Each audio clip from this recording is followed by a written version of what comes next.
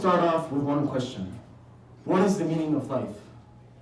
Are we just vessels here waiting till the end of our time? What defines us? Does money define us? Or do our looks? What is our purpose? Why are we here? This question has probably haunted me for a very long time. And it be a question that at one point in our lives we have asked ourselves. And it's a pretty hard question to answer. The meaning of life, as we perceive it, is derived from philosophical and religious contemplation. Since thousands of years ago, philosophers have been wanting to answer this question, but have never been able to answer it concretely. Each philosopher or person has their own meaning. Each philosopher focused on one thing: Aristotle on the human function, Aquinas on the beatific vision, and Kant on the higher good. Plato believed all human beings naturally desire eudaimonia, through moral thought and actions by way of virtue. While these concepts have some bearing on happiness and morality, they're straightforwardly construed as accounts of which final ends a person ought to realize in order to have a life that matters. On the other hand, religion says that what you do while you're alive is what you're going to receive when you're dead. I was raised by a Catholic family and grew up my whole life in a Catholic school. I consider myself religious and Catholic, but for one instinct. Let's imagine there's no afterlife, no heaven, no good place, just death. This really changes everything, doesn't it? If that's the meaning, then before I repeat myself. What is the meaning of life? Why are we here? What is our purpose? Because no one really knows for sure what really happens at the end. These questions became really relevant for me at one point of my life. When I was younger, I didn't even think of this. It was all fun and games.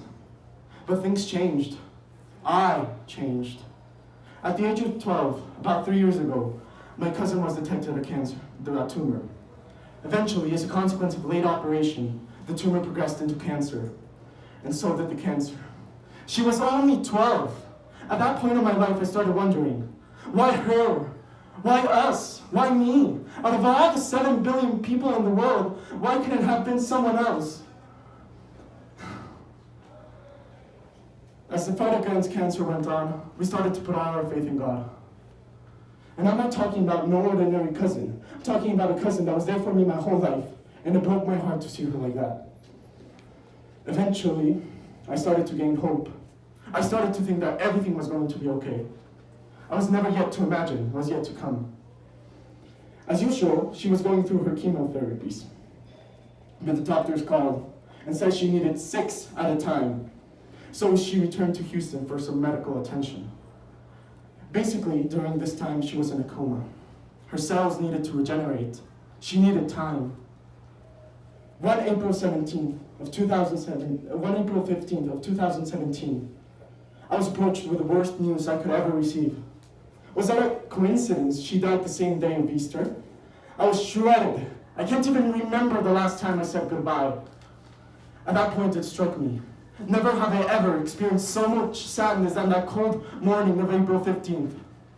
It struck me that we are fragile. We're not immortal. Like at a young age, we start thinking that way, like, nothing's going to happen to us.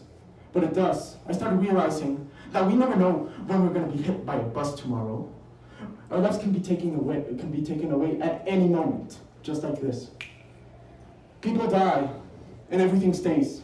Your friends, your homeworks, your new shoes. People die, and that hard assignment you spent hours on simply is not turned in. Everything rots. Your social media account stays the same. People die, and the ego we thought we had slowly disappears. Life goes on. People learn to overcome your absence and start following their routines normally.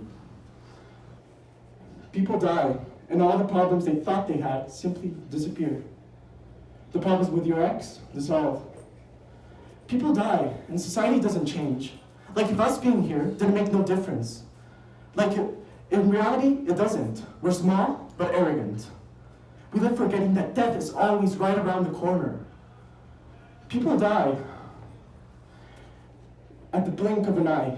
The dog gets donated and clings on to their new owner. The basketball team replaces you. Place again, have fun, and forget about you. People are replaced every day. People die, and the things we thought we had simply get donated or even thrown at the trash. People die before we all expect it. But if people were to notice death, maybe we would try to live our life with more meaning. If people were to notice death, maybe we would rely less on our phones. Maybe we would smile more, forgive more, have fun more, spend time with whom we love. Maybe if people were to notice that, we were to notice that it's not worth it being sad over ordinary things. If people had the conscience that one day they were going to leave this world at any minute, maybe they'll think, why be rude to others or to myself? When someone is born, a rapid flight begins to destination to the end. And for some people, they're still in a hurry to finish this flight without noticing that one day their destination will end in a crash. Like Steve Jobs once said, death is the single best invention of life. I actually related with these words because without death, there would be no emotion, no sentiment. Because without death, it would be a never-ending ride with no destination. Because without death, life would have no meaning. Some people think that they have found their meaning. Some people think that their life revolves around this. They think that this is what makes them great. They think that this is what makes them meaning. This is what gives them meaning.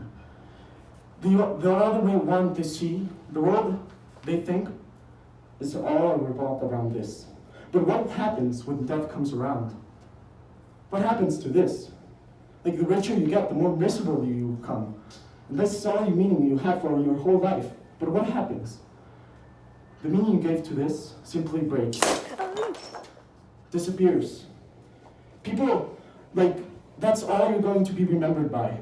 People may try to pick up the pieces, your family, but that's all you're going to be remembered by.